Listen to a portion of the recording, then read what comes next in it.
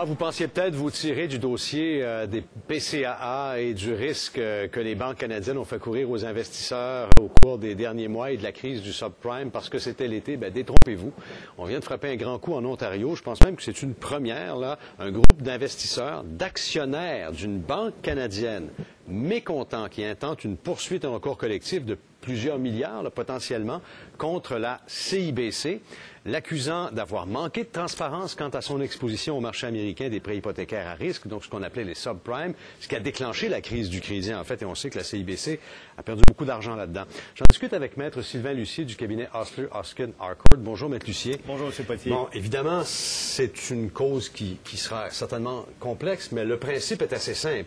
Les actionnaires mécontents disent: vous nous aviez dit, ou on pensait qu'il n'y aurait pas trop de problèmes avec ça, vous nous avez mal informés. Vous ne nous avez pas informés, vous n'avez pas respecté probablement, j'ai pas lu l'action de 79 pages, mais probablement vous n'avez pas respecté les obligations qui vous sont imposées par les bourses et les lois des valeurs mobilières de nous faire une révélation complète des risques attachés à l'acquisition de vos actions.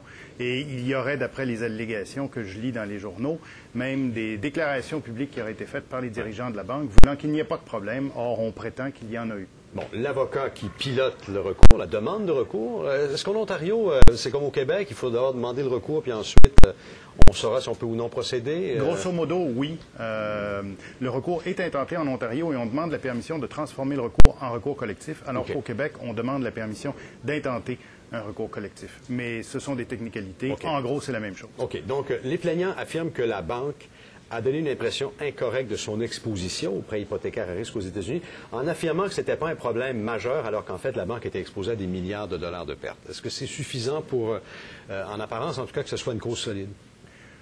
Les juges ont tendance à autoriser assez facilement les recours collectifs, dépendant du degré de détail qui est donné dans les allégations.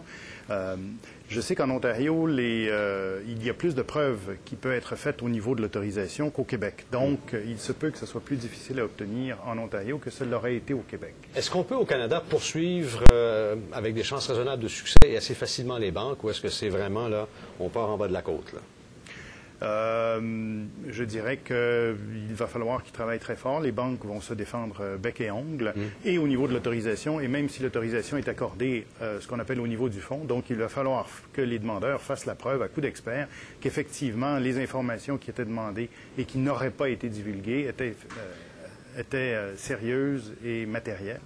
Est-ce qu'on est, selon vous, Maître Lucier, dans la loi des banques ou dans la loi sur les valeurs mobilières à ce moment-ci? Dans les deux. Dans les deux. Les dispositions de la loi sur les banques assujettissent les banques aux obligations qui leur sont faites par les lois provinciales en matière de valeurs mobilières. Et en Ontario et au Québec, il y a des présomptions lorsque des informations fausses et trompeuses sont divulguées qu'il y a eu dommage. On n'a plus à prouver, ni dans l'une ni dans l'autre, que l'investisseur s'est fié à ces déclarations. Alors, c'est un avantage important qui est donné aux actionnaires et c'est probablement une des premières fois que ces dispositions vont être testées. Ce que je ne sais pas, parce que je n'ai pas lu l'action, c'est est-ce que cette action intentée en Ontario est ce qu'on appelle une classe nationale? Est-ce qu'il vise à couvrir également des résidents du Québec ou est-ce qu'une action similaire pour le Québec va être intentée? Ce que nos cours nous ont dit récemment, c'est que les cours du Québec vont reconnaître les classes nationales dans la mesure où les tribunaux des autres provinces ont reconnu la spécificité des lois québécoises lorsqu'ils rendent jugement. Bon, évidemment, et ça, c'est pas une surprise, d'entrée de jeu, la CIBC nie les allégations et dit qu'elle va se défendre vigoureusement. C'est écrit d'avance.